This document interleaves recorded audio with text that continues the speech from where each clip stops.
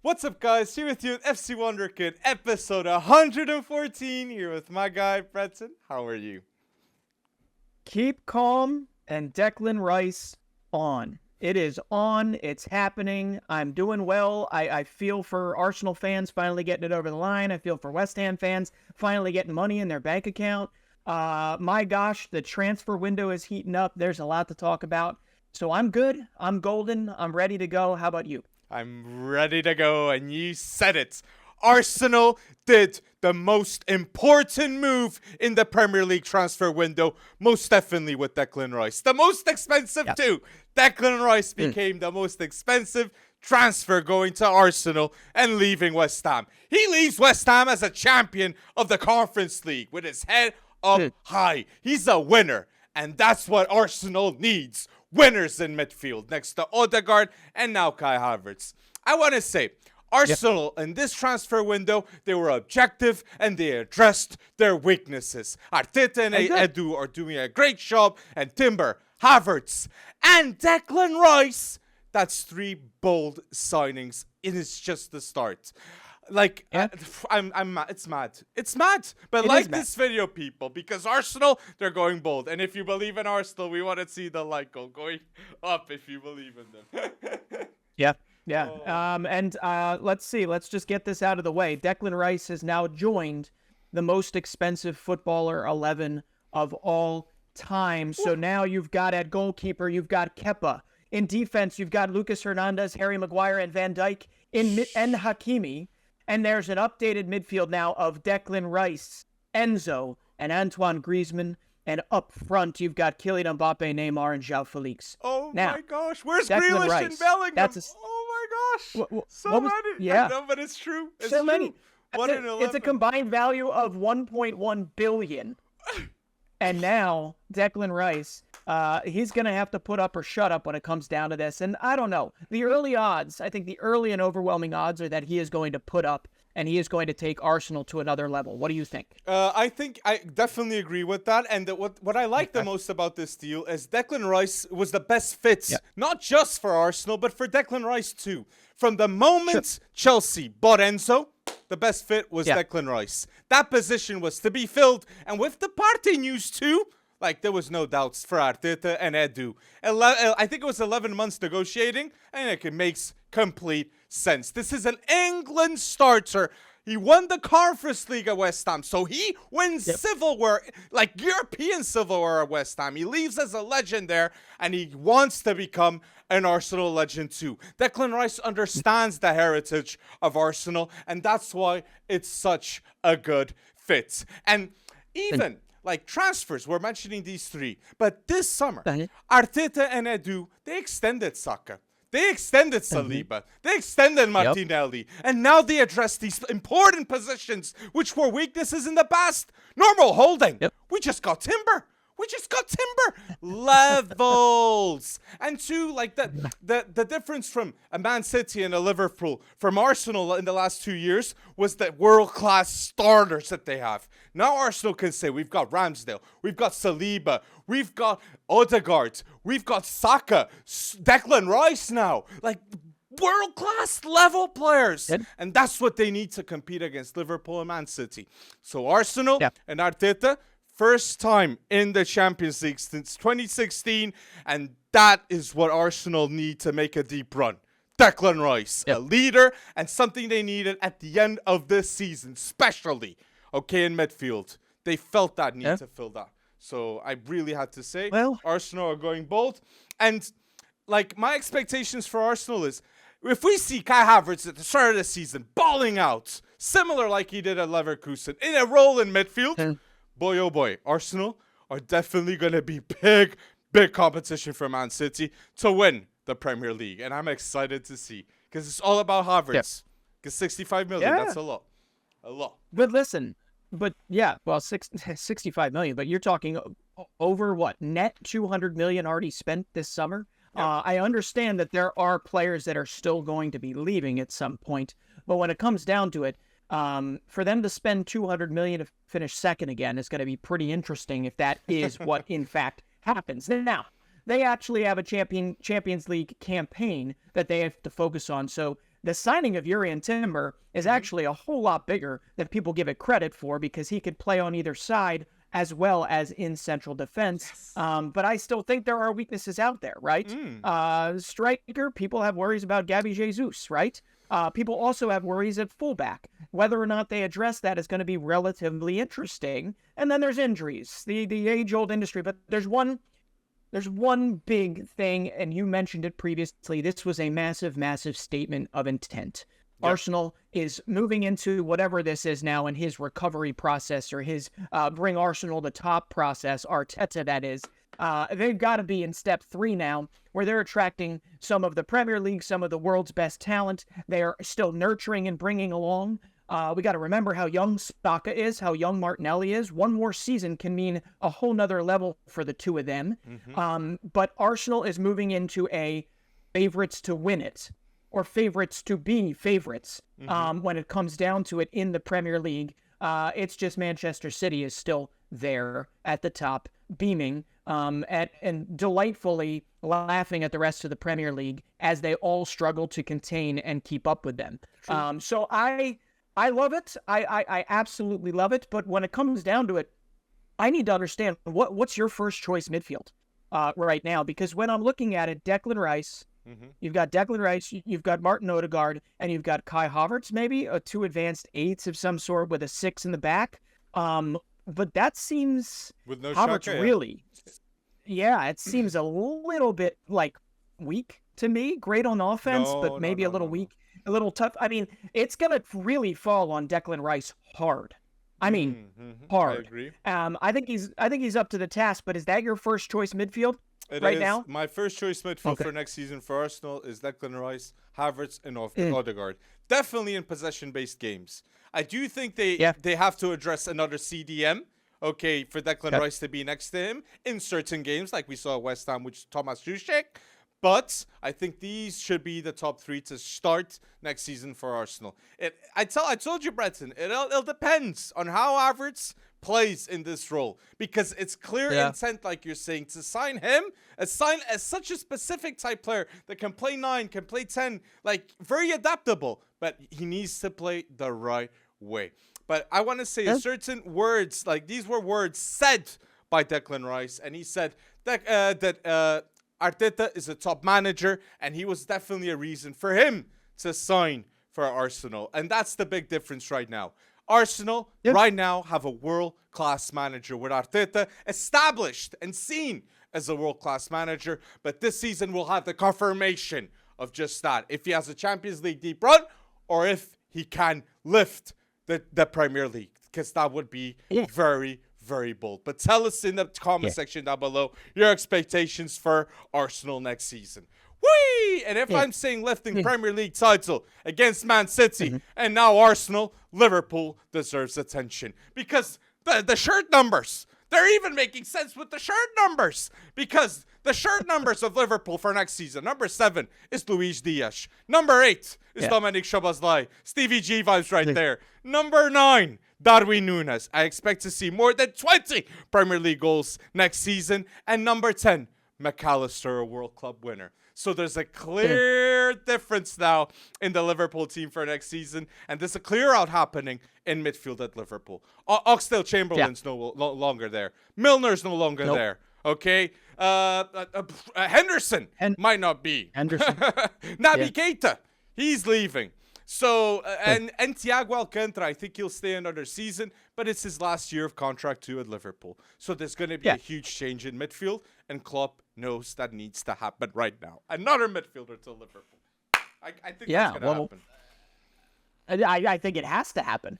Does it not? I mean, just based off of last season, isn't it better to overcompensate and sign too many midfielders than roll with what you rolled with last season? Now, we have to remember young bucks like Curtis Jones definitely still have a role to play. He was one of the better players at the U21 Euros. Bajcetic is back, absolutely. And Harvey Elliott, I think, is going to have a role to play. Maybe not centrally, but all over the place. I think the depth, it needs to be sustainably there, and it was not sustainably there for them last season. So, if you have the ability to bring in another, you absolutely do so, which I would say the same for about it's crazy after 200 million spent, but I would say the same about Arsenal too. But yeah, Liverpool, definitely a statement of intent. I just don't know how much numbers play into it, but yeah, we all knew Szoboszlai. I'm so immensely excited to see how the likes of Szoboszlai actually transitions to Premier League football. Szoboszlai next season could be a top 5 midfielder in the Premier League. Could be. That could be the intention. In terms of goal numbers, I think he can be in that list because he can assist, he can score. Dominic Szoboszlai is a very adaptable type player too. So in the midfield, that's what Liverpool needed, goals from the midfield. They had a top trio with Firmino, Salah, and Mane. But the midfield was always lacking goals big time. Wijnaldum was even big time for them. But Szoboszlai is different. And different costs 17 million. So I just want to say, the two midfielders too that are being talked to go to Liverpool a lot is Romeo Lavia. I see a lot of news. And Caicedo. Whoa, I was Caicedo Chelsea. But if Liverpool steal Caicedo from going to Chelsea and they sign in this transfer window McAllister, Szoboszlai, and Caicedo just for a midfield, that is them saying we're going to go for the Premier League title with Jurgen Klopp this season. And that's bold. That's bold. It is bold. But it's all bold on the back of that front trio. I'm using your word, trio, not trio. That front trio, it's whether or not, I mean, you mentioned they're top rate. They're top rate on paper, but they have not been top rate in practice yet. They have not been top rate yet. And I think that they are a sleeping giant, and a sleeping giant that they paid a lot to assemble. But I think if you can keep them healthy, that front, I mean, you have Szoboszlai, McAllister protecting them, providing for them. You have Szoboszlai providing for them. I mean, my goodness, they could be one of the most high-octane attacks in the league next season. And I know that doesn't seem bold because of the names we're talking about here, but Darwin Núñez, we're going to talk about underrated ballers in the future near the end of this podcast. He's the one that I'm looking at that absolutely needs to ball out. True. Beyond Szoboszlai, beyond all of the additions, Darwin Núñez needs to have his target locked for this particular season if you want to talk about Liverpool contenders. I completely agree with that take about Darwin Núñez. Darwin Núñez, when he arrived, he was being compared, wrongfully so because of the expectations, in my opinion, with Haaland. But I'm going to say a big transition from last season to this season, a bit of Leicester vibes, because we all know Leicester won the Premier League, one season, but before that, at the end, they were not losing games to save a relegation battle. I feel the same vibes with Trent Alexander-Arnold. He played in a new position by the end of last season at Liverpool in the inverted fullback, playing in midfield. I want to see Trent Alexander-Arnold playing in possession in midfield from the start next season. Szoboszlai and Trent Alexander-Arnold pinpointing passes to this offense. That is what is needed to stop a Man City defensively. The unpredictability of these two. So I really wanted to state that. That is 100% needed. But for that, sign a right back. Sign a right back, Liverpool. Because, well, that'll become extra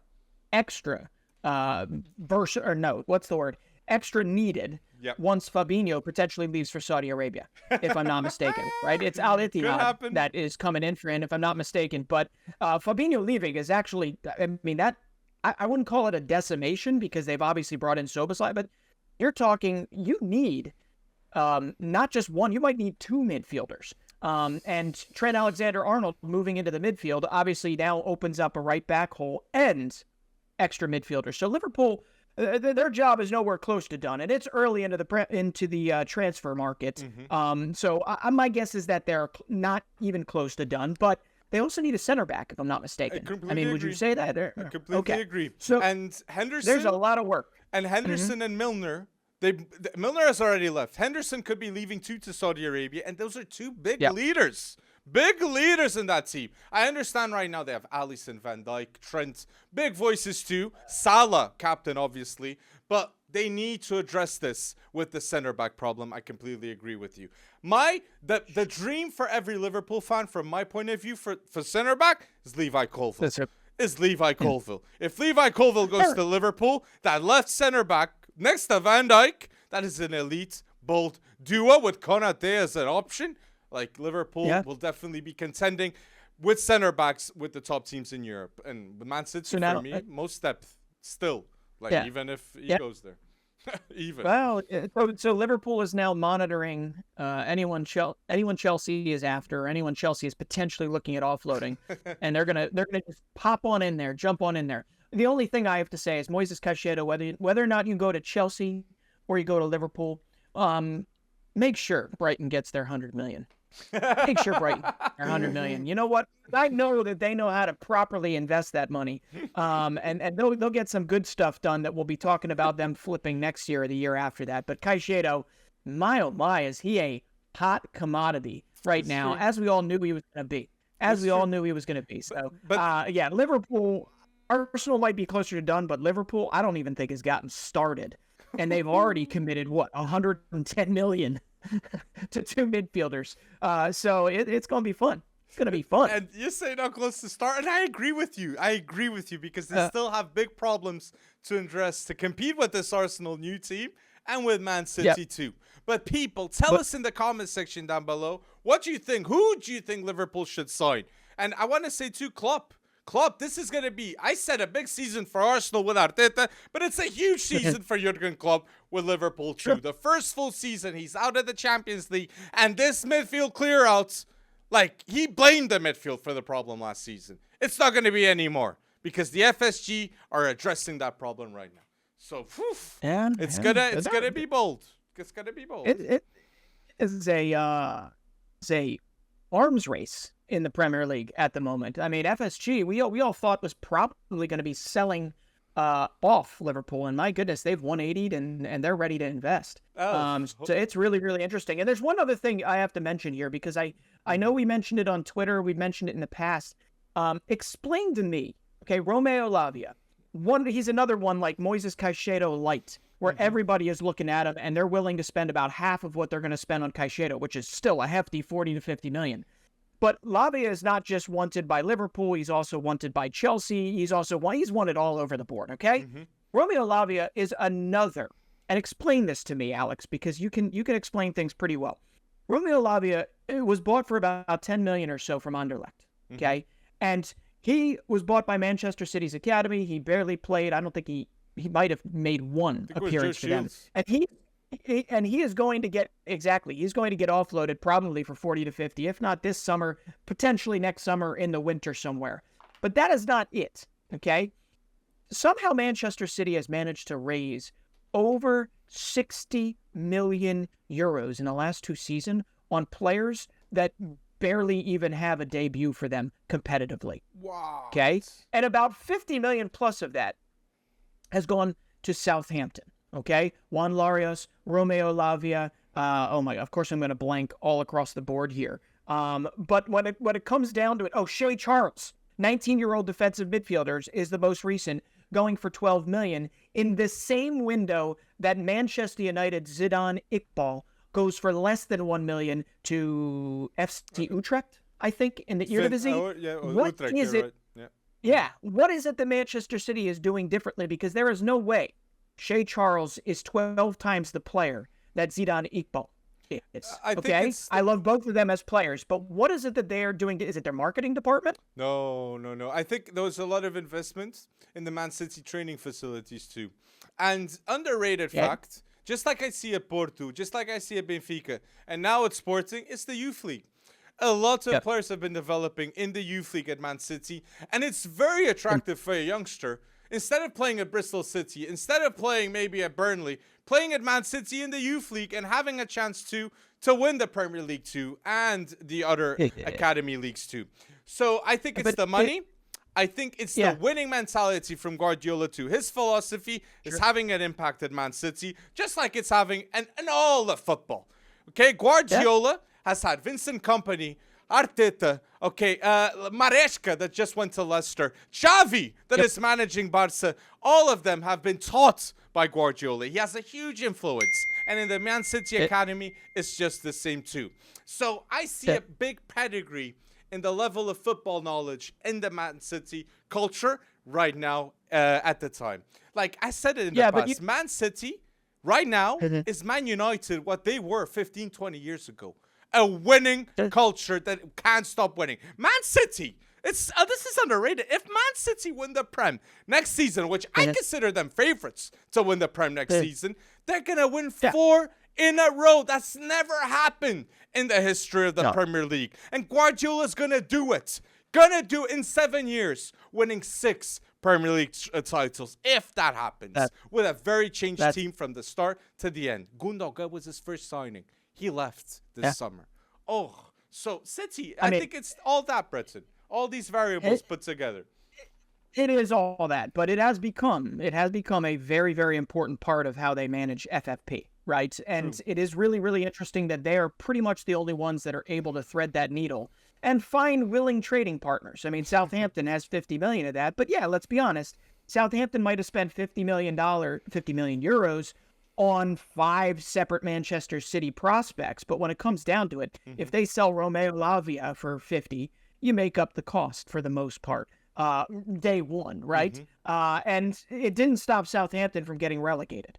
So the quality and that springboard, that stepping stone, it's just really, really interesting that it is one club that's doing most of the buying.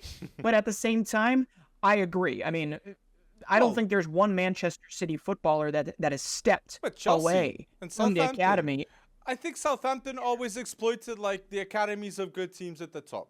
Like Livermento, Oriol Romeo, I remember in the past. Like Southampton was always that team. If you want to develop and become big time, we can have you. We can have you, no problems. And that's something we need to. I think it's really good by them. It's really good by them. And something too, if we talk just Man City, they have the chance to do this. And last summer. They sell Zinchenko. They sell Gabriel Jesus. The whole world's talking about them. Okay, they sell Sterling, and like they buy Ortega for free. Ortega's like the substitute goalkeeper of Ederson. Ortega. They get Julian Alvarez to replace Gabriel Jesus, and they get Erling Haaland. Like it's insane. And this transfer window, Man City, they've gotten Kovacic to replace Gundogan. A huge gap to fill. If Bernard Silva leaves, they'll address that. Walker might be leaving to Bayern. They're going to address that. And they could be getting Gvardiol. That is huge in center back and can play fullback. And in their new tactics, Gvardiol is just perfect. So Guardiola is reinventing football at Man City. Oh my gosh, I wanted to say he's reinventing something. I think this last Premier League win is the most impressive of them all. Oh, completely. And it because of the transition, because of the turnover within the roster of kind of main players. I wouldn't say main players, but mainstay players that definitely contributed the season previously. And if he does it again, if he's able to offload some other big pieces, some older pieces, some maybe getting up there in the wage bill pieces and replace them and do it again. I mean, Guardiola. In the Prem, Man City have the best center back, Ruben Dias, the best CDM, because Miro or Rodri, I understand that. But definitely the best goal scorer too, were Erling Haaland, and the best offensive mid, De Bruyne, the orchestrator of all this. De Bruyne is the only team at Man City currently that wasn't signed by Guardiola. He's the only player, okay, with the talent and more than enough talent, okay? This is a Premier League all-time player to stay and to remain in this Guardiola era. So, people, talk to us about Man City. Tell us, do you think they'll win the Premier League next season? Go bold. And any other transfers that you think will happen. But, top 4 of the Premier League. I don't know if we could say, like, Chelsea? Are they on the top 4 of the Premier League, Talk Breton? Not right now. Ooh, not right now. No, absolutely not. The incomings have not been incoming, if you know what I mean.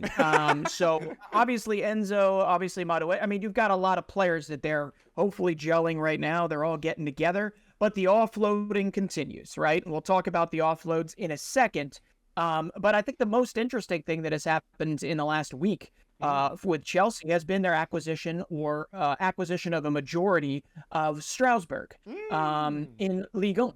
And they have kicked out their current boss, and they have instituted Patrick Vieira, Arsenal legend Patrick Vieira, as their boss, to hopefully build kind of a what's the right word? A proxy, for their transfer policy, where they can send some young players. So guys like Angelo Gabriel, who they have not announced yet, but might announce in the near future, they might send them there, kind of like what Manchester City did with Troy, which is they're now relegated in League Two. So it's really, really interesting to get a guy that literally is a Gunner legend, a French national team legend, was recently the boss of Crystal Palace. It went well for a smidgen and then didn't go well, so much.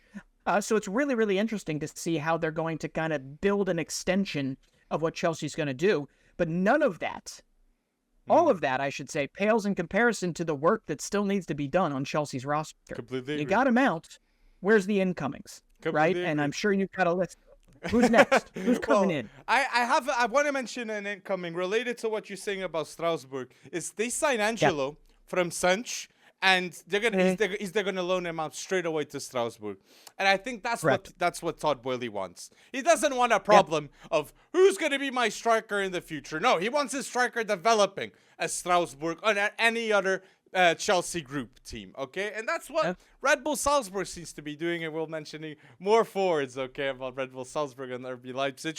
But talking about Chelsea, I'm a big believer of Pochettino at Chelsea. Maybe not to win the Premier League, but definitely to leave one day as a much better team than what he comes from. Okay, he just arrives and Chelsea is a mess. And I believe when Pochettino leaves, it won't be a mess. It will be a top 4 established team because that's what he does in rebuilds. Tottenham looked much better. Southampton looked much better after he left. And I think this team needs a man like him. Okay, because Pochettino, in a team that isn't full of stars, that in a team that's very ambitious, in a team that wants to prove themselves, very different from PSG, he'll succeed. And this Chelsea team has big doubts. And again, the biggest problem of Chelsea right now is to convince the whole entire world that they're a top 4 team, because it's unexpected what's going to happen to them in the future. But structure is happening, a rebuild is happening.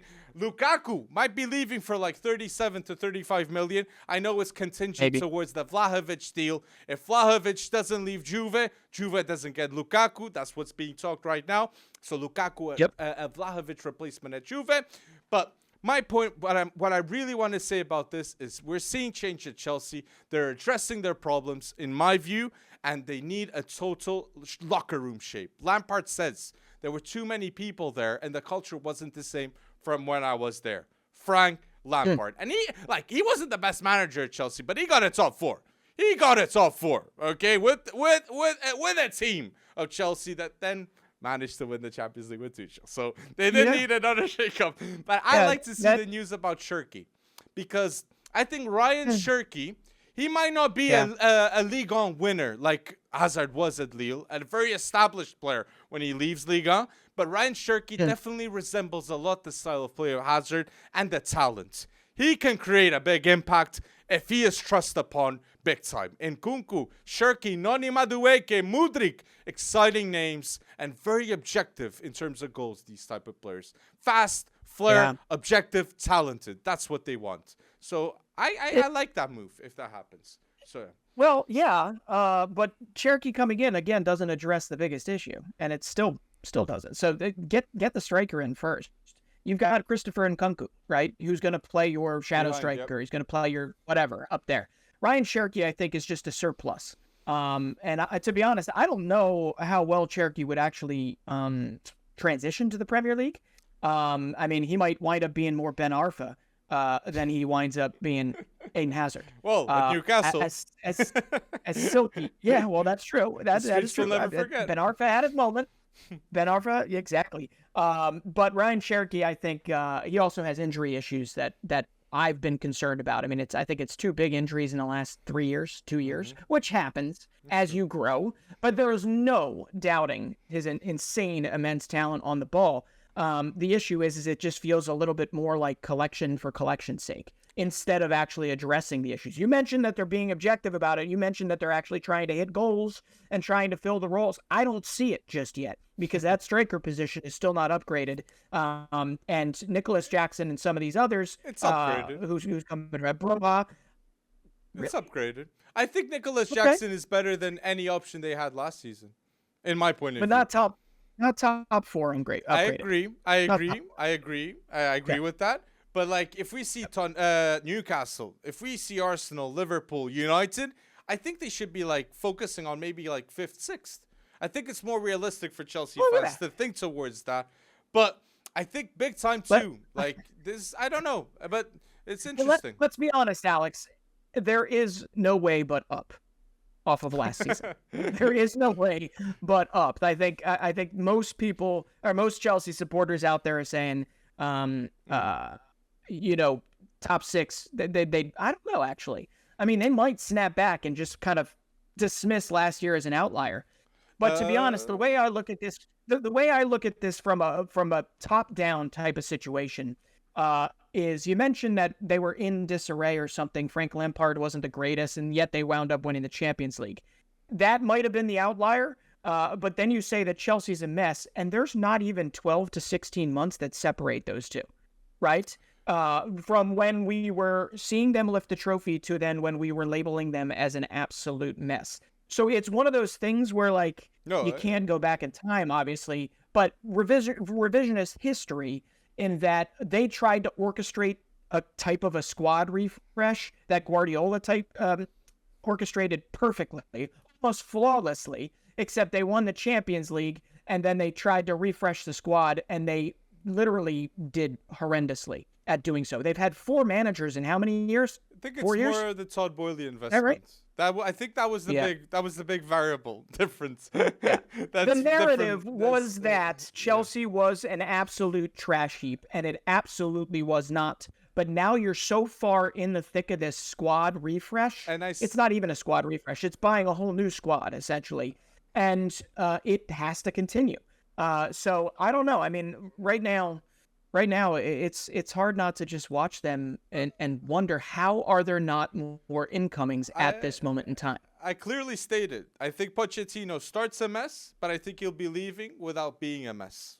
Chelsea. Yeah. Okay? I think they're going to fix a lot of their problems this season.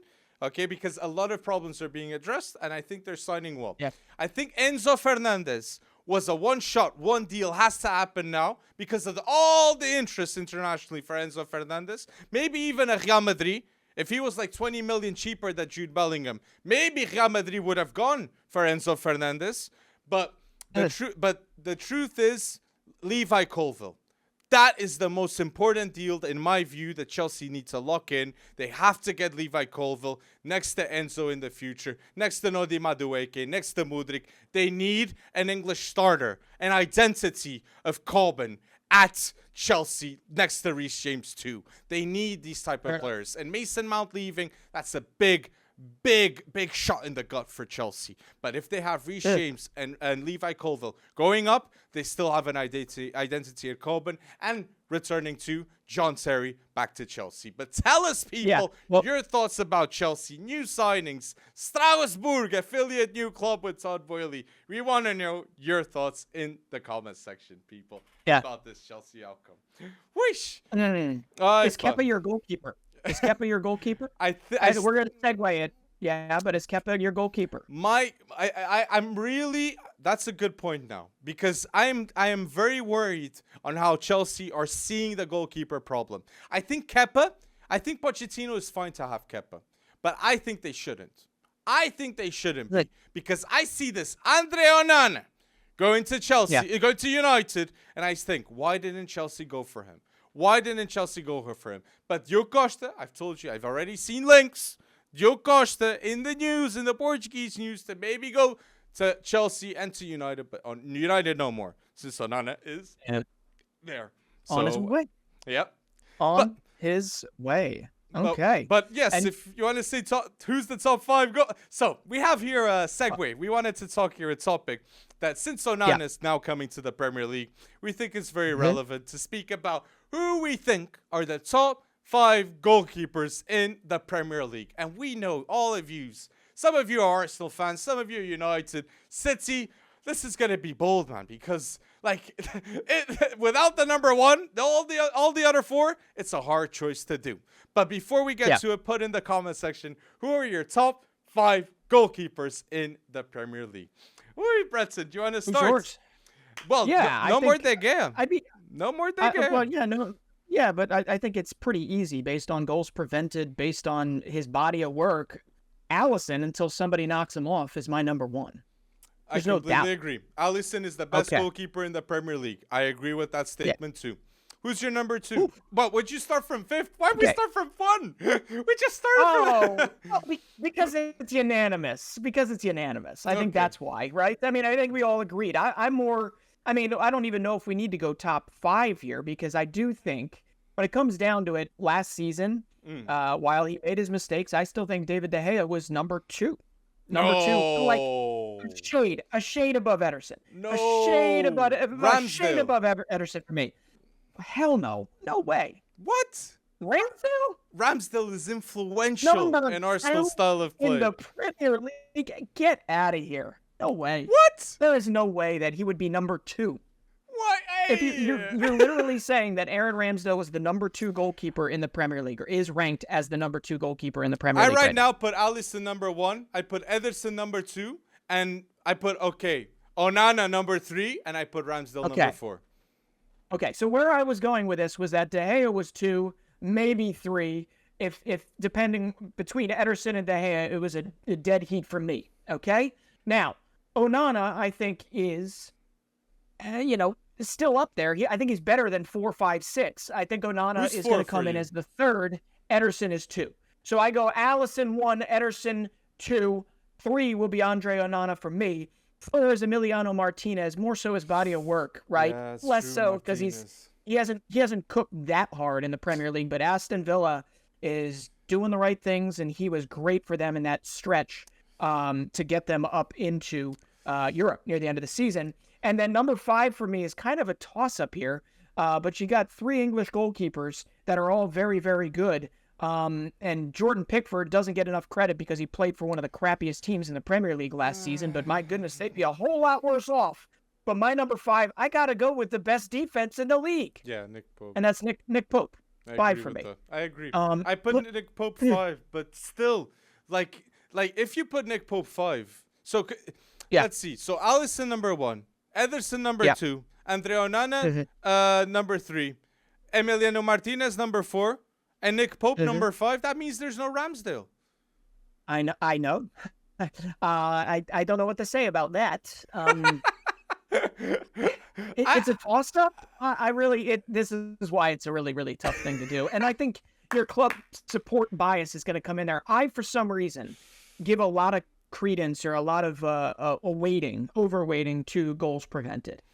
Teams, and I know it's never a perfect situation, but what Liverpool was going through last season, Alisson was, bar none, if he was not in goal, would have made that a whole lot of a worse scenario. Whereas Kepa did not do the same thing for Chelsea. Oh, okay. Completely. You know what I mean? So Aaron Ramsdale, I think, made some costly mistakes, but I do agree that culturally, in terms of what he brings to the table, determination, just fire and vigor and want to get better, I think he is just above and beyond if you're talking about a guy that just feels every game as if it's his last. Ramsdale, I absolutely think, bar none, gets things done culturally for Arteta, and that might be the wrong word, atmospherically, whatever you want to call it, more so. And I think his goalkeeping ability is going to catch up long term. Absolutely. He's still 25. Ramsdale was important in the Declan Rice deal from my point of view. I think he had a hand in that, and both of them will be starters for England. I think Ramsdale will be surpassing Pickford. I love Pickford, but not top 5. Top 5. David Raya, I think he's really good too. Goalkeeper, I think he could have got a Tottenham. I wouldn't be surprised, but it's interesting to see that like next season in the Premier League, we won't have Lloris, Lloris, a Tottenham legend that we're so used to seeing in goalkeeper for Tottenham, and David De Gea for Man United, a legend too for the club. I think he has the most games Crazy. for a goalkeeper at Man United in their history. So it's a very different team. But I completely agree. In this video, I want to leave with saying Alisson is definitely the number one, and we believe the Andre Onana signing makes him a top 3 goalkeeper in the Premier League next season. But tell us your choices down below for the top 3 or top 5 goalkeepers in the Premier League. And we might be having a managers coming next week. So people, go bold in the comment section and like this video. But the last thing I want to address with the Premier League is Harry Kane. Harry Kane. He's still at Tottenham. What will happen to Harry Kane, Bretson? Will he stay at Tottenham and extend and become a legend? And I think the all-time goal scorer in the Premier League with a Tottenham shirt? Will we see him staying at Tottenham one more season and then leaving on a free to the Premier League? Or will we see Harry Kane leaving this summer to Bayern Munich? That it doesn't seem like it's gonna happen right now. What are your thoughts, I know. Bretson? If you see my face right now, I am flabbergasted as this even being a scenario, because the one thing about the Bayern move for Harry Kane that made no sense to me was always the Premier League goal scoring record. He's been to a Champions League final before. It didn't work out. Okay. Bayern does not necessarily guarantee that gets you there. So beyond competitively destroying everybody and maybe winning a trophy in the Bundesliga for the 11th or 12th or whatever season in a row it might be, I don't necessarily get him leaving and going to another country while there are phenomenal opportunities right in front of him. And right now, you've mentioned a couple, and yet there's one that does not stand out to me that seems, again, like the obvious, and that's Harry Kane to Chelsea. Harry Kane to Chelsea under Pochettino makes way too much sense for it not to get done when Chelsea is in need of an established Premier League, Golden Boot winning striker, someone that's done it before, even at bad seasons and great seasons. He has changed his game to suit Spurs and to make up for Spurs. He has been the playmaker sometimes more than he has been the goal scorer. Harry Kane is what Chelsea needs. I don't understand why that is not a conversation that's being had right now. And Man United. Well, Man United needs to. I think it would make more sense going to Man United since they're in the Champions League. But more dollars? I think Chelsea would definitely be handing a big-time contract to Harry Kane. Yeah. That is such an interesting suggestion because this is what Chelsea needs, arguments to be in the top 4 once again. And Harry Kane, the all-time leading goal scorer in the English national team in their history, going to Chelsea, that would be a bang. The only team that won the Champions League in London. 2 Champions League right now. So in terms of history, he would be winning titles maybe in the future, but it's still a doubt. And with Bayern Munich, Harry Kane would be guaranteed winning titles.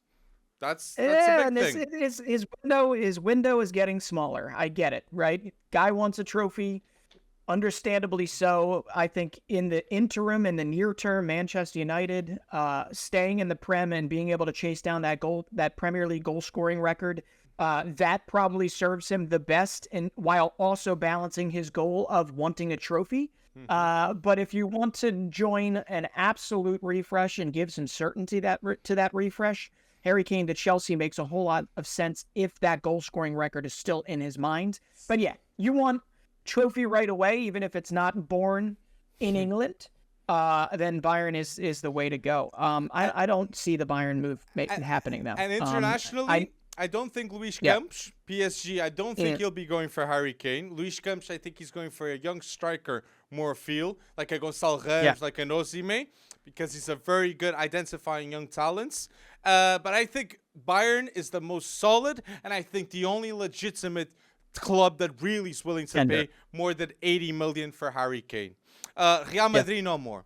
Real Madrid no more. More than 80 million for Harry Kane. For Real Madrid, it's way too expensive for a 1-year contract striker. They understand he's world class, but Mbappe is on the pipeline, and that's the true number 9 that Real Madrid think they should invest everything. And I understand that. But Harry Kane now, this is a problem. But the 3 clubs, I like it. Tell us, people, your thoughts in the comments section.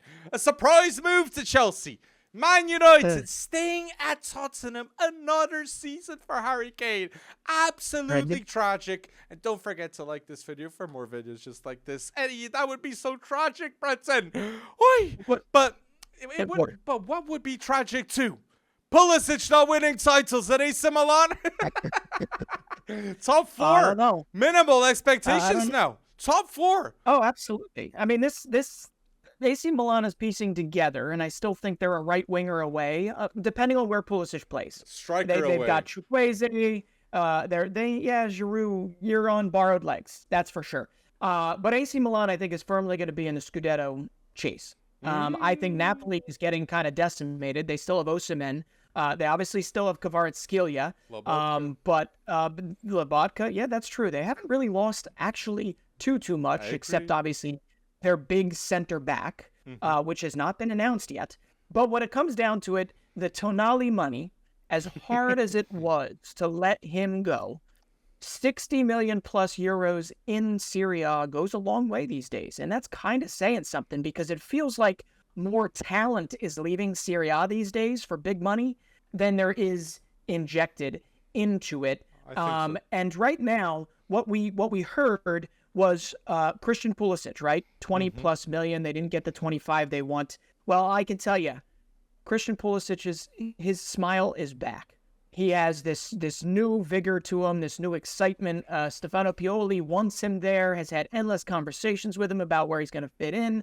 We're all looking at it. He's not going to play in his preferred left wing space. But now you've got a front 3, potentially front 4 of Rafa Leao, of Olivier Giroud, and you've got Christian Pulisic. And now you need maybe one more piece in there. Whether Pulisic plays at the 10 or he plays at right wing, if you can get one more piece in there, I can safely say that potentially AC Milan is a Scudetto favorite, okay? And if that piece happens to be Samuel Chukwueze, I will definitely say that could be a Scudetto favorite to me.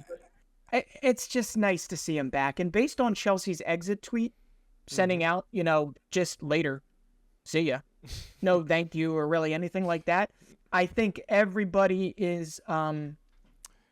You can rightfully argue and litigate his efficiency, his injury record, his whatever, his exit statements about wanting to play more. But my goodness, the man played 150 games or so for Chelsea, and in the last 50 or so, the majority of them have been coming off the bench. So any person that leaves and says, thank you, but I want to play more, this isn't an earth-shattering moment. He's speaking facts, and he's going to AC Milan to have an impact, and I believe that he absolutely will.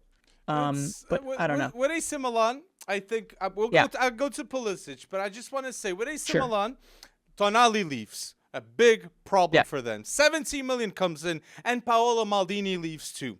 Big structurally, this changes for next season, okay? So I think people are in doubts, and people know that AC Milan are on a budget currently. But Tonali is left, but to address that same possession, they get Ruben Loftus-Cheek, and they get now from Azel Kumar, it's done. I'm going to butcher this name. Shanji Reinders, okay, for 20 million. Very good defensively, very complete too, and was crucial for Azel Kumar last season at Eredivisie.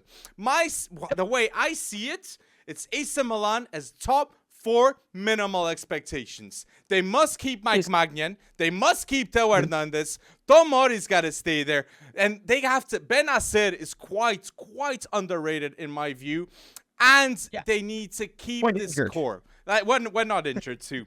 But they have a young core right there. And even the Chelsea influence in this AC Milan team is just ridiculous. From Giroud to Bakayoko to Pulisic to Tomori. Like, every single player has gone through Chelsea to go to AC Milan right now. It's absolutely mad. But I still believe they have the best goalkeeper in the world with Mike Maignan. I think that's no doubt. No doubt, and it's mad that Donnarumma left for Mike Maignan, and the best left back with Theo Hernandez, and one of the best wingers with Rafael Leão. Sadly, Tonali had to leave with the Rafael Leão extension. I just hope It would have been better if they just stayed together. But I understand. Well, Tonali, but Rossoneri listen, has to leave. Oh, yeah, and I think Tijani Reinders is Johnny. definitely not an upgrade to Tonali or an upgrade per se. But I think he's going to wind up being a massive, massive piece for them. Kind of like Toon Koopmeyers, who came from the Eredivisie as well. This guy actually creates. He creates. He does really well. He's very, very sound defensively. But I believe he was fourth in the Eredivisie in shot creating action. So he's very progressive in that sense. And he was only behind Orkun Koksu and a certain Dusan Tadic, who we'll talk about in a minute. So that's pretty great limited company up there. So I think Tijani Reinders is going to have more of an advanced role than people think, with Loftus-Cheek, with Benacer hopefully coming back. And like you mentioned, I think the biggest coup for AC Milan right now, as Serie A is bleeding a little bit of talent, all across the board, the biggest coup for them so far is keeping Theo Hernandez, is keeping Mike Maignan, and keeping Rafa Leao with the extension. That is massive, massive. At the expense of Tonali. But listen, about the whole Christian Pulisic thing, one of these teams is playing Champions League football this season, and the other is not. Okay, so for me, when it comes to a U.S. men's national team type of approach here, I am happy to see CP 11 now, or is that what he got? Yeah, 11. Yeah, I'm happy to see him going to be able to continue to play ball in Europe. And Chelsea will continue to get. No, listen, Chelsea had to offload him. There's no doubt about it. Exactly. I get it. When he came for 70 million euros back then, a lot of it was also marketing. But I think he won a Champions League. He scored goals in big finals and semifinals. Was it the happy ending I think everybody wanted for him? How much would you grade Pulisic at Chelsea at his time, from D to A? I don't know. It's kind of tinged negatively right now, but I'd say C plus B minus. C plus. I think C. Yeah. C plus. Completely agree. Yeah. Champions League goals, that's important. But without injuries, I think we'd be talking the B plus maybe, and with more opportunities too.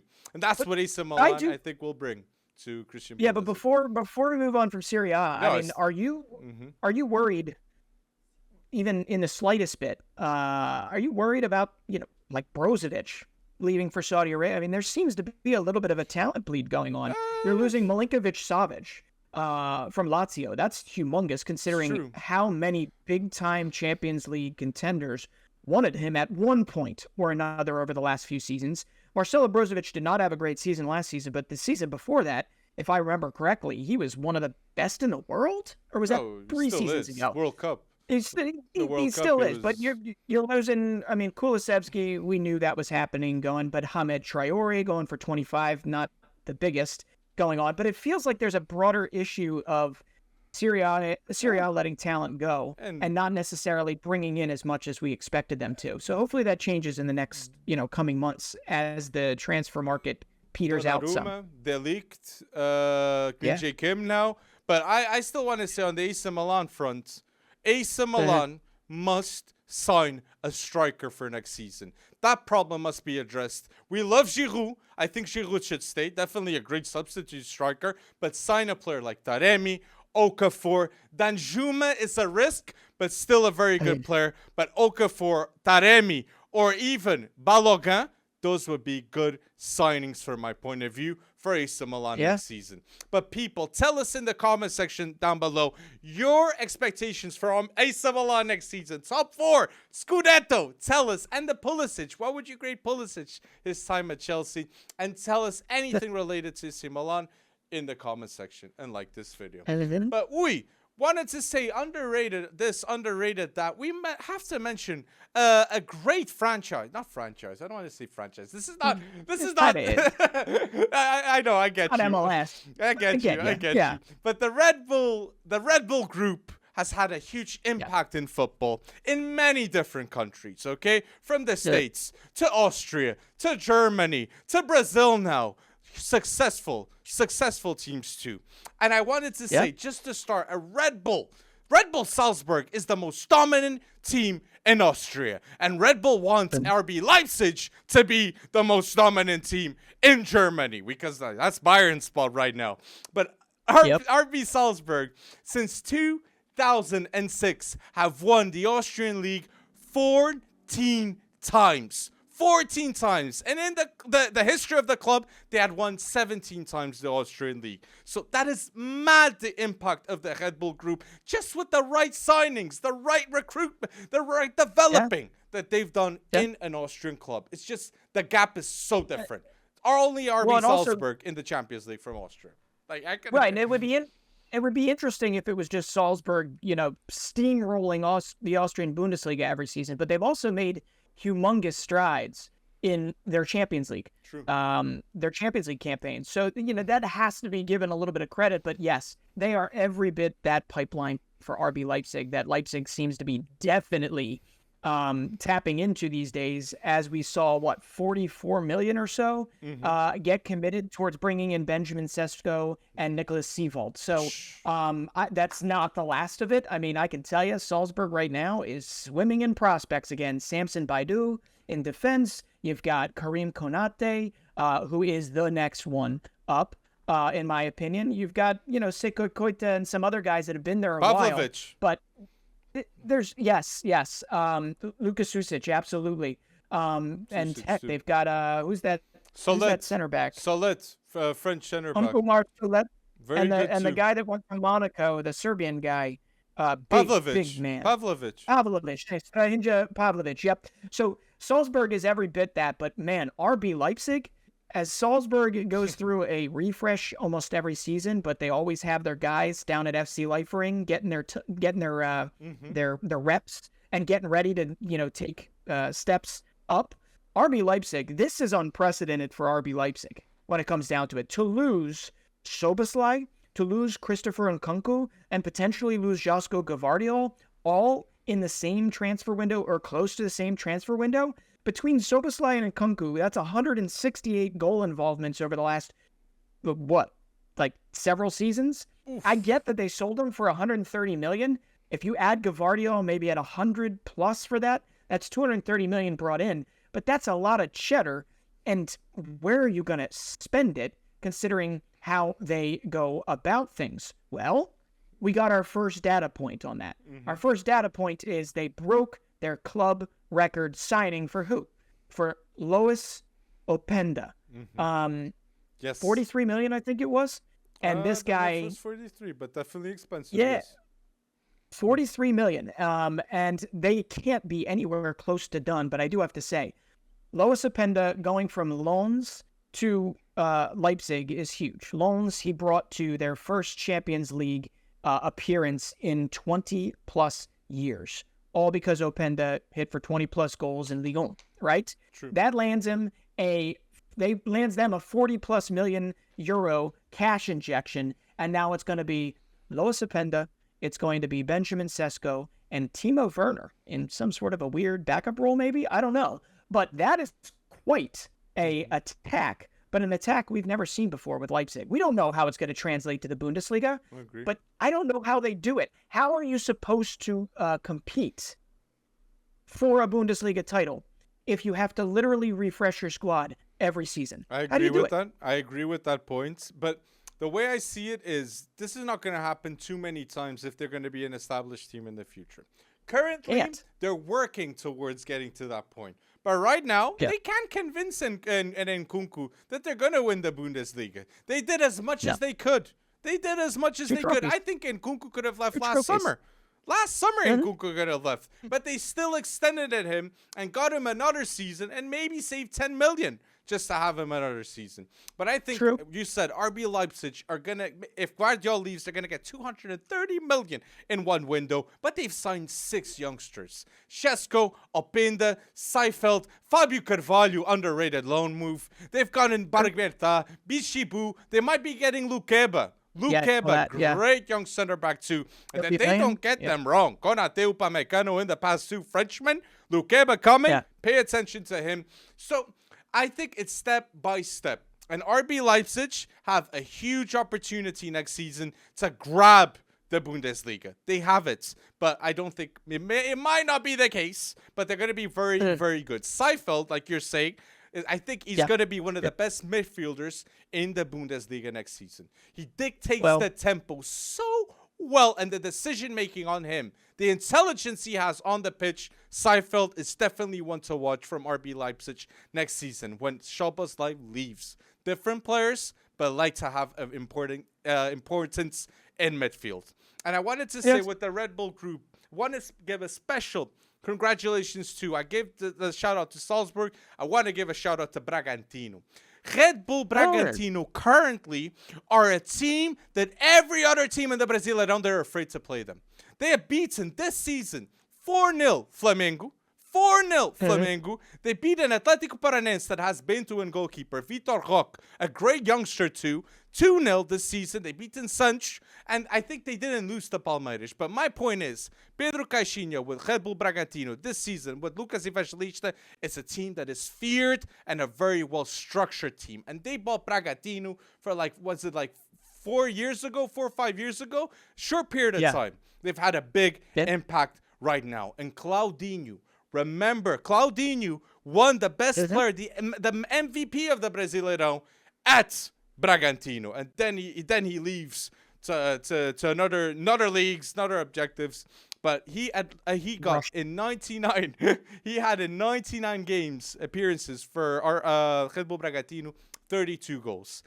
Those are the players developed by this team. So pay attention to Red Bull Bragantino, just like you do with Salzburg, because they're becoming a very good club in the Brasileirão. The striker that I've been watching, it's the Uruguayan striker. I think he's 21, Thiago Borbas. First off, great name.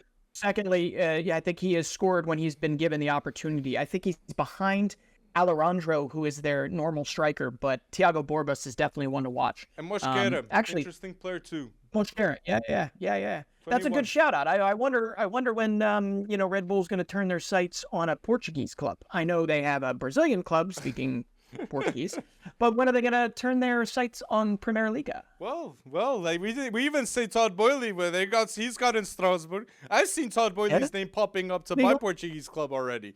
But yeah, Red Bull to buy a Portuguese club one day. Well, that's an interesting prospect to think about. But tell us down below, what do you think about the Red Bull takeover in football? Other teams like Chelsea and Man City must be taking points from Red Bull because it has been working out these past 10 to 20 years. Tell us your comments about Red Bull Group in the comment section down below.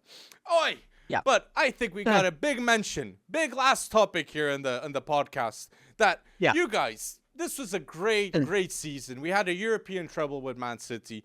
We had a fight to the end with the Bundesliga. But in all this, we had many underrated players that deserve to be mentioned. And in this video, we're going to be talking about underrated players and we'll be doing an 11 of underrated players. But before we get to it, we want to see your underrated 11s in the comment section, or just players and explaining why you think they were an underrated player last season and for us to be watching for next season. And don't forget to like this video if you're listening right now. Underrated 11, Breton. I'm excited. Yeah. I'm excited to know some of your choices right there.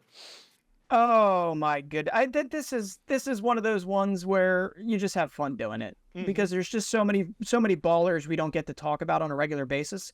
That I probably could have done 5 separate best 11s for underrated. Because some of them could be in different leagues that we don't normally spotlight as much as the Premier League, and others could be different situations within a squad that never get the limelight because they're not scoring goals or they're not doing this, they're not doing that. So yeah, I'm excited for this, but I think you got to start. Come on, tell me who's your goalkeeper? My goalkeeper was a big star in this World Cup. He was very talked, okay? The Croatian goalkeeper that I'm still shook. How is this man still at Dinamo Zagreb at 27 years of age? Livakovic. I expect a move this summer for Livakovic, but he's still one of the most underrated goalkeepers in football right now. I could put Emiliano Martinez. I think he's a world-class keeper, and he's considered by many not that. So he's underrated for that. But Livakovic, I think, is a name that should be talked a lot more in the news. And yeah, I would say Livakovic as my underrated goalkeeper to talk. I like it. And then there is a chance he's going to wind up in Turkey, right? That's Turkey, what we're hearing. So, Villarreal. I saw Villarreal.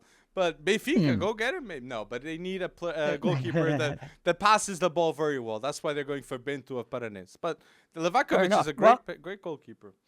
Another okay, I'll give you a goalkeeper that actually passes the ball relatively well. It's not his forte. It's not necessarily as good as Andre Onana. But listen, we mentioned him previously. David Raya has taken a very, very interesting way to the Spanish national team. Spanish-born, and yet he's spent all of his life essentially developmentally at Blackburn and working his way up in English football.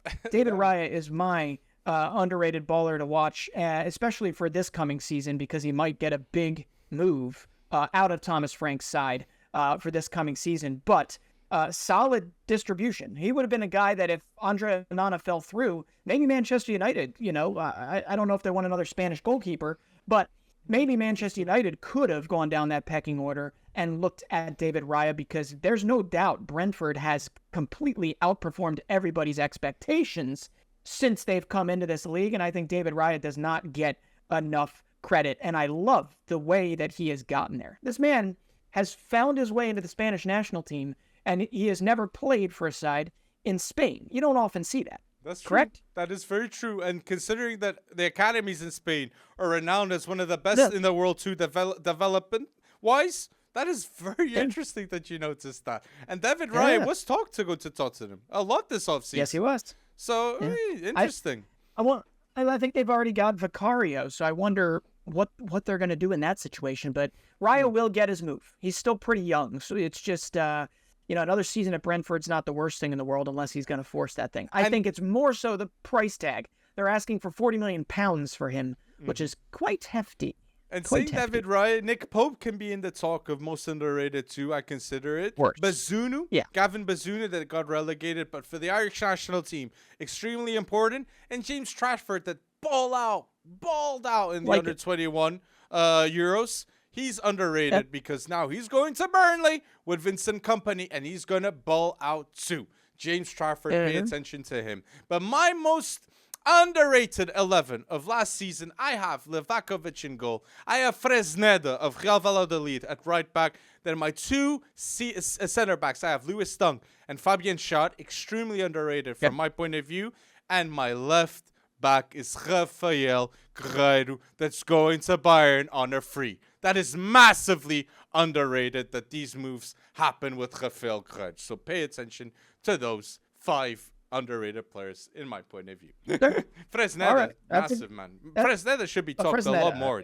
A lot more. Fresneda should be wanted by Arsenal, should be wanted by Barcelona, should be wanted by Real Madrid. Like, all of them need a right back, and a good right back. Fresneda is young and so good offensively and defensively. Barca Twitter seems pretty convinced that he's going there over time. So Arda Martinez too? Like, they were confident in Arda Martinez. I've seen tweets about that, but it's still not happening. Like, come on. Like, after Arda Güler, you don't take anything for granted. That's for sure. All right. Well, my defense is a little bit different because I agree with a lot of the ones that you have there, right? But I wanted to spotlight a couple others. Okay. Goalkeeper, I've got David Raya. My left back, I go left to right for some reason. Left back is Javi Galan, who actually got his move. He will be at Atletico Madrid, and he won the most duels in La Liga last season, okay, and can get forward. If I'm not mistaken, I think he actually is tops for defenders in dribbles won or dribbles completed as well for U23, for defenders, a little bit better than Alejandro Balde, which in some respects says something, even though he's 27, 28 years old. So my left back is Javi Galan, now at Atletico Madrid. My center backs are David Hanko at Feyenoord. No Hanko, no party for Feyenoord last season. That's all I got to say. My other center back is going to be a weird one. The only good thing about Chelsea last season for a large stretch of that beyond Enzo was it was a big kid named Benoit Badiashile. I think this season, he was underrated last season. I think this season he's going to really, really come into his own and be very, very important for whatever refresh, top 6, top 4, whatever you call it. And my right back, I'm going to stay in the Premier League. and I'm going to spotlight Rico Lewis because Pep Guardiola himself said Rico Lewis was one of the biggest reasons why they turned things around and turned into the unbeatable fortress they were in 2023. And a lot of that was because Rico Lewis came in and did whatever the hell was told for him to do. Rico Lewis could play. We all know Kyle Walker might be leaving. He could be playing a massive, versatile role for Manchester City this season. My guess is they'll sign somebody else too, but Rico Lewis should have an expanded role once again. So let me do that again. Goalkeeper Raya, left back Javi Galan, center backs are Hanko and Badiashile, and my right back is Rico Lewis. I like it. I like it. Great mentions in the defense, but put down below your defenders that we haven't mentioned in the underrated. Rico Lewis, though, that's quite Benoit Badiashile and Rico Lewis. That could be. It's weird. That can be a discussion between us, but definitely they were very important. They were very important in the both respective teams. And Levi Colville mustn't have been happy with the Benoit Badiashile move. That's what I've heard. No. So, but my midfield. Okay, not very offensive, my midfield. By my trio of midfield of most underrated players that last season, I have Wiefer of Feyenoord, I have Amrabat of Fiorentina, and I have Orsens of Benfica.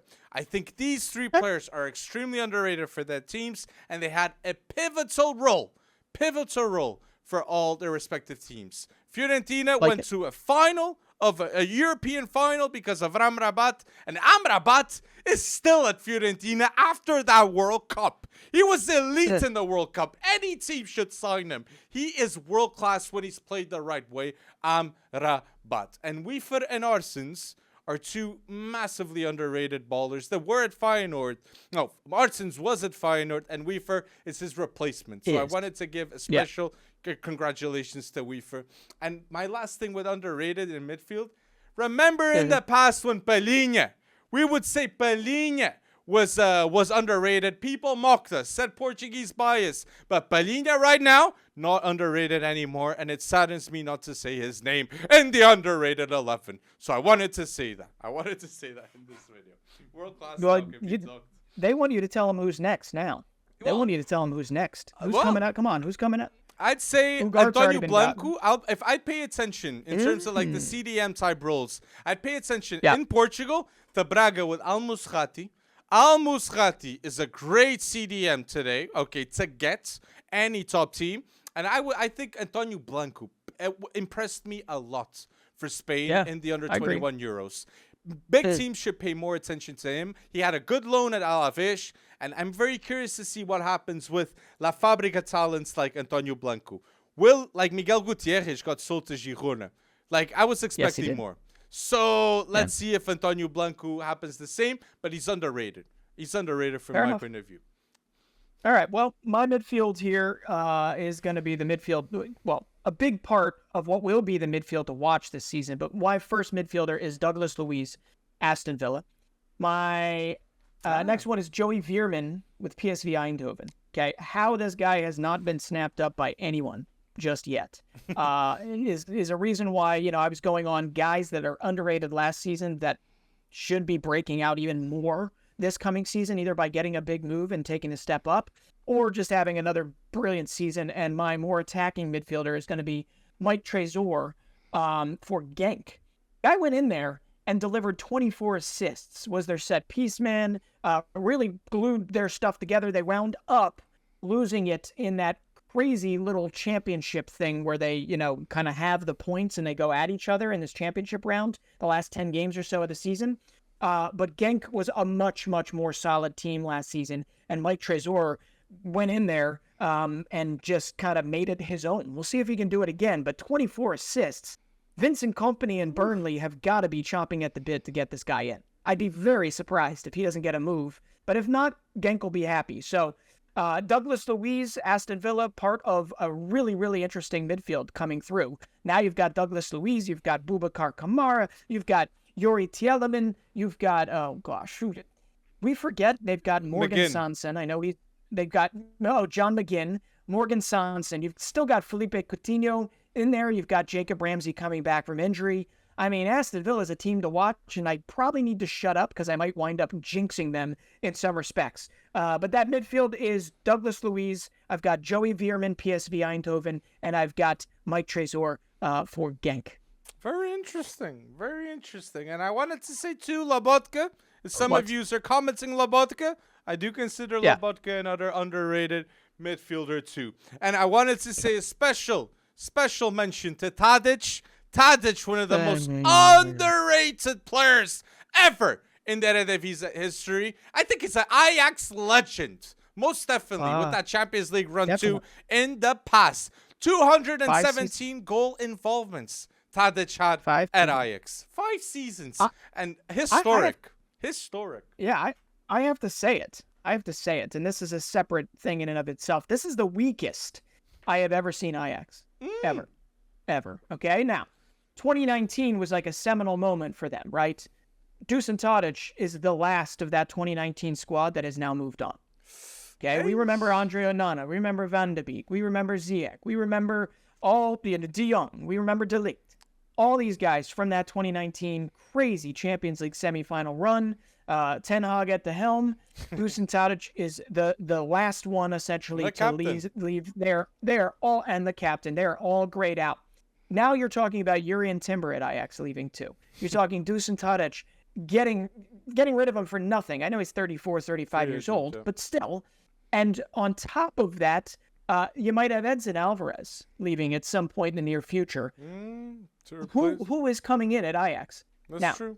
Ajax has one of the best academies on the planet and still do to this day. So I'm hoping guys like Silvano Vaz, guys like Jorel Hato can fill in definitely for Jurrien Timber, Gabriel Misahoy. I hope that these guys actually get their chance before they go out there and spend their way through this. But I just have to say it as like this off-topic thing. Ajax is pretty weak looking right now. It's weird. It's weird to see that. It's true. And the Eredivisie now, it's all up for grabs. And Arne Slot stays at Feyenoord another season. Like we thought, I think we'll be staying. So a lot of good things to watch with the Eredivisie. So midfield talk we've done, defensive talk we've done, and now it's the offensive trio. Woo! A lot of underrated players can be mentioned, but my trio of forwards that I consider very underrated from last season, I have Ricard Duarte, I have Gift Orban. What an impact he had from January at Ghent. Oh my days. And I have Ivan Jaime, the best youngster, nominated the best youngster in Primeira League. I think Antonio Silva should have won it, but Ivan Jaime, pay attention to him. Moussa Diaby, I think he's underrated too. Maybe I should put Moussa Diaby in front of Ivan Jaime, but I just wanted to give a special attention to him because Moussa Diaby should be talked a lot more in this transfer window because he's a very good right winger that can sign for anyone. Moussa Diaby from Leverkusen. Well, Leverkusen's holding out, man. They want 40. They want 40 or bust. And respectively. Villa, I think. Respectively. Of course. I mean, he's been consistent. How much of that's another PSG, not PSV, cast off that winds up printing dollars, printing euros for the team he winds up balling out for. You gotta say it. But, there's no wrong answer with these underrated ballers. I did want to ask Ivan Jaime. Nobody has picked him up yet? He's going to Porto. That's I think he's definitely going to be picked up this summer. People at home. And I think Porto is the most likeliest destination. I think Porto, this summer, they've signed Fran Navarro. I think they're going to sign Alan Varela from Boca Juniors. And they're going to sign Ivan Jaime from Famalicão. 3 great signings from my point of view. And for that, I think Otavio might be leaving. But Otavio leaving, Uribe leaving, Taremi leaving. Ooh, that would be very hard. Taremi's a 1-year contract. And Taremi's another underrated striker, most definitely. But I'm always talking about Taremi. I can't shut up about Taremi. But he's got more than 20 league goals consecutively, okay? Very important for Porto. So it shocks me that at 30, he's still in the Portuguese league. Taremi. His agent was in Manchester the other day, was he not? Oh! So, look, he'd be cheap. That's what I saw. He'd be like 15, 20 million. And United have gone the cheap road before with Weghorst. Yeah. We've seen that happen. So, I wouldn't be shocked. I wouldn't be shocked. Oh, but Taremi is much 5 times the player that Weghorst is. Yeah. Although, watch Weghorst do well for company. this season at Burnley if he stays there. But okay, my like I said, I preface this with there are no right answers. These are guys mostly I wanted to feature and guys that I think are going to ball out even further this season.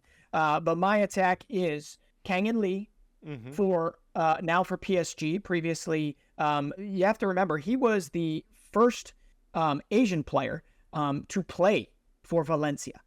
Okay. And then on top of that, he winds up now being the first South Korean ever to play for PSG after a 20 million euro move. But he was second in completed dribbles last season in La Liga. When you consider all of the other names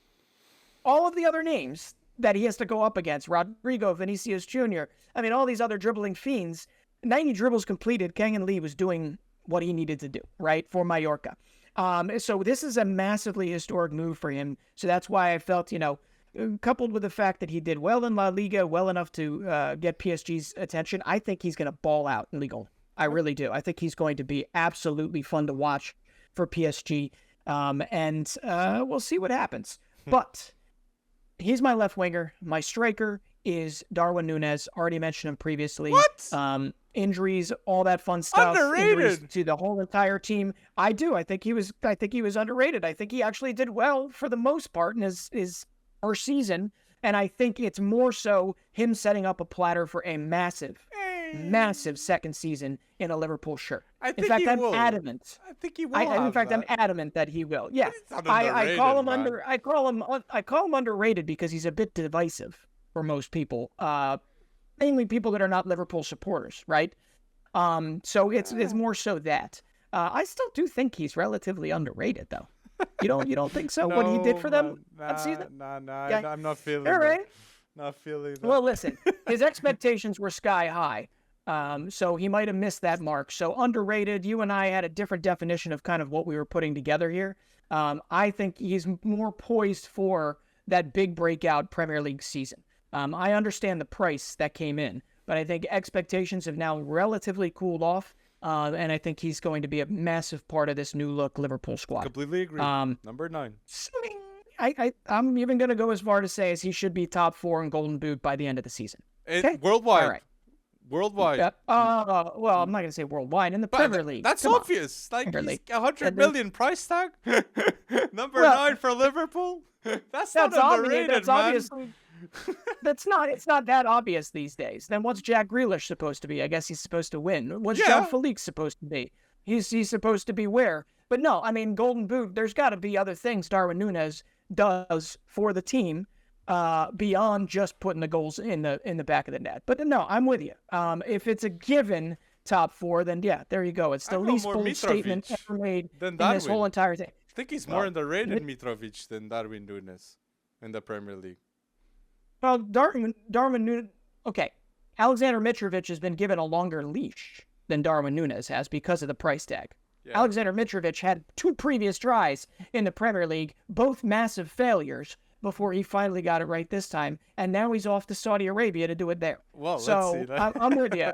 I love Alexander Mitrovic, but Darwin Núñez has a very short leash because he wasn't the guy that brokered the deal, right? Mm-hmm. So as a player, I get it. The price tag befits the man, but as of right now, I still think he was underrated last season. And if he was obviously healthier, hopefully 2023, 2024. Well, I guess what you're saying is it has to be better for him this season, or he's going to be. It will be. Benfica had the same thing. Second season was much better than the first. Okay, so I've got, my attack is Kang-in Lee. We've got Darwin Núñez, and I'm going to throw a guy up there that's not really a winger, he's not really a forward per se, but he's a guy that's poised for a big move and was like the only real good thing about Ajax last season, and that is Mohamed Kudus. Mm-hmm. Okay? This guy is going to remain the only great thing about Ajax this coming season, but I have a feeling there are several clubs that want him and want him big, and Brighton.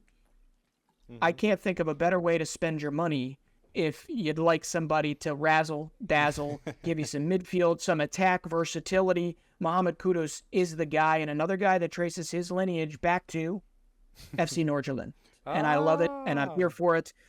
So Mohamed Kudus, he led the Eredivisie in dribbles completed. He had 11 goals, and I'm pretty certain he didn't even get to play all the games because there was a big injury in there at one point. That is true. But he is so much fun to watch. You bring him into the Premier League, I'm watching whatever team he's on. Yeah, So. kudos for Ghana in the World Cup was fun to watch. And Yes, he personally, me being Portuguese, the moment he got substituted, I was very happy that just happened. Wanted to mention that. Kudus is a baller. Box-to-box midfielder. Yes. Great player. And I want to give a special credit to Braga. Braga, I think they have two players. I mentioned Ricardo Duarte, but I think Abel Ruiz is also another very underrated striker that played extremely well in the under-21 Euros. Sergio Gomes can be considered underrated. Not Braga. I know Man City, very good in the under-21 Euros. One of the star players of the tournament. I think he was maybe better than Anthony Gordon. And I want to say Victor Gomes right back too. I said Fresneda. I think Fresneda is better than Victor Gomes in my point of view. But Victor Gomes, for the player he is, and he's not too much talked, he was bought for 2 million by Braga. 2 million. That's what they spent to get him. So that's a very good deal. And even Bruma, another player. Salazar, that just left Schalke, offensive midfielder, signed for Braga too. Look, pay attention to Sporting Braga. That is an underrated team that might be impressing next season. I wanted to give that special credit. Special credit. Next thing Braga will do, they'll sign Ozan Kabak, right? Just get all those relegated Bundesliga team. No, I know. Kabak was at Schalke at one point. I think he's at Hoffenheim or somewhere now. They sell well. They sold David Kahn. They've sold Vitinha to Marseille. They've sold Rafa in the past. They've sold Trincão in the past. Braga is a team that's improving over the years. And now, with the chance of Champions League, with PSG Investment Group, oof. Speaking of Trincão, we do have to say it's Portugal versus Italy, if I'm not mistaken, right?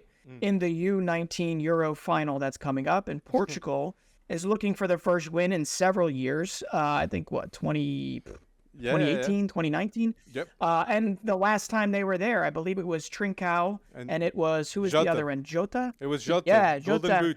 Boot. Both, 5 each or something like that. So... and obviously they had younger players that could have played there, certain João Felix and some others. But U19 Euros, Portugal's looking for a win, and Italy has been more so a team than a few standouts. But Portugal right now are being led by who? Led by João Felix's brother, Hugo Felix. Yep. Great player, and Rodrigo Ribeiro. Rodrigo Ribeiro, right? Felix, Gonçalo Ribeiro, the goalkeeper. I rate him so highly. After Diogo Costa leaves, Machedo is good too, but Gonçalo Ribeiro has world-class potential in him. Very confident goalkeeper. Very confident. So they'll get it done. Yeah, I think so. Portugal get it done. They'll beat Italy. Okay, all right. Easily. And then the last thing, bore we sign off for 114 here, man. I just want to say the 11. My 11. The underrated 11. Okay. My best 11, my 11 of underrated players. I have in goal Levakovic, I have Fresneda, I have Fabian Schär, Lewis Stunk, and at the left back I have Rafael Guerreiro. Then my trio in midfield, I've got Orsens, Amrabat, and Wiefer, all underrated in my point of view. And my trio forwards, I have Ricardo Duarte, I have Gift Orban, and I have Moussa Diaby. Underrated for how good he is. But pay attention to Ivan Jaime. Wanted to say that. Okay. So you did underrated ballers for this last season. I'm doing underrated ballers to watch for 2023, 2024. That's why there's a big difference. But you can watch both. Here. Like, I said players to watch both. Like, you can pay attention to them. No, it's good. It's good. No, my 11 here, my goalkeeper is David Raya from Brentford. My defense is Javi Galan, who got his big move to Atleti. Center backs are David Hanko and Benoit Badiashile. My right back is Rico Lewis. I know he played in the midfield a lot, but that's what's so helpful about this. My midfield is Douglas Luiz at Villa, a very intriguing midfield at Villa now. Joey Veerman at PSV Eindhoven, and Mike Trésor, who dropped 24 assists at Genk in Belgium. My attack is Kang-in Lee for Mallorca, now at PSG, so watch him this season. And Darwin Núñez, first year. Think 2023, 2024 is going to be huge for him, and not quite a winger in some respects, not even really an attacker, just wanted to put him in here. But Mohamed Kudus, who's one of the most electrifying on this list, and you need to watch him. I like him. I like him. It's a good 11. Tell us your underrated 11s in the comment section. And if you're listening until now, do not forget to like this video. But yes, Breton, you want to say it's last mention. Tell us. Well, this weekend, we will finally see Lionel Messi in an Inter Miami shirt.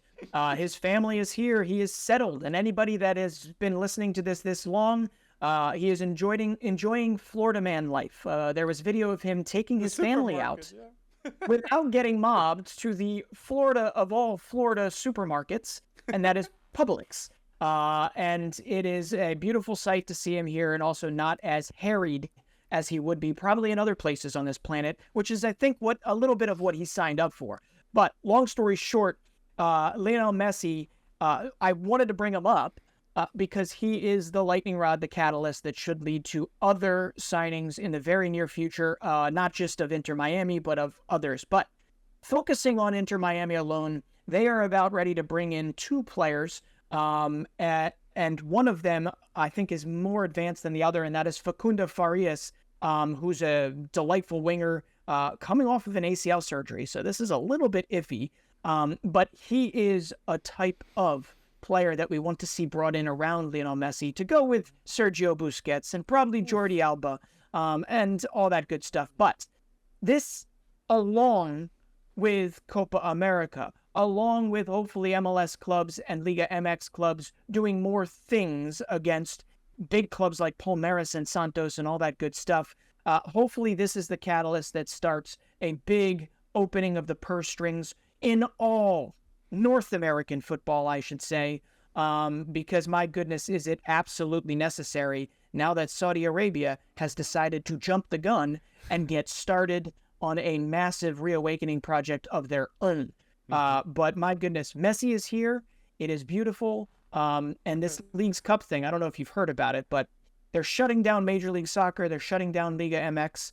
And what they're doing is they're pitting the 2 of them together in a World Cup style tournament that will be a round of 32, March Madness style single elimination type of tournament that if you can't get up for that, then I don't know what you can get up for. I'm excited to see it. The Messi effect. Tata Martino has already joined as a manager.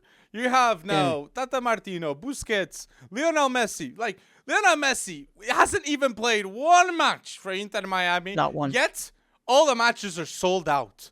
Out commercially. The interest of football or soccer in the States is skyrocketing. And Facundo Farias, that's actually a really good move. And in the past, we've seen Talish Magnu going from Vasco da Gama to New York City. We've seen Brenner going to Cincinnati. We've seen youngsters taking a chance. Thiago Almada could be said like an Argentinian national team player. Almada, one of the best players in the MLS.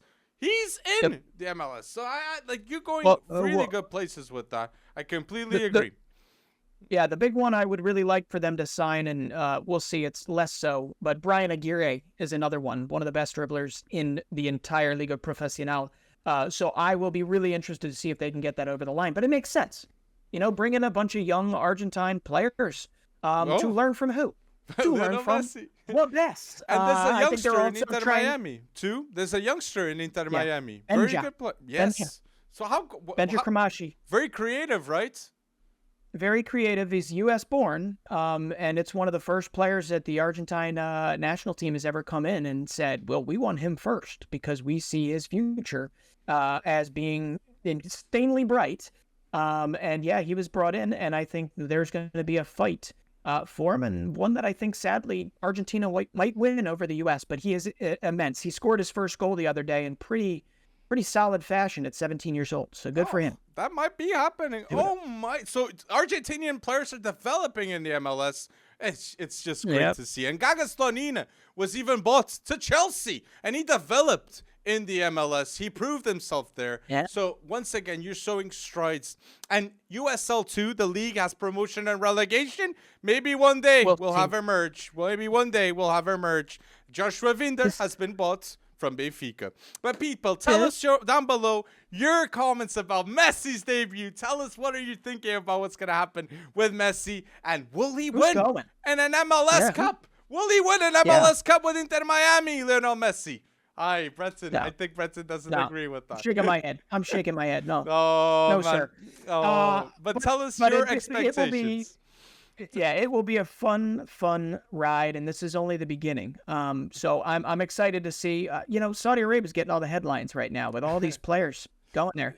But if it's more Facundo Farias, if it's more Brian Aguirre's and Thiago Almada's, I'll take that any day of the week over. I don't know. That's true. I don't know. Thank Alexander Mitrovic.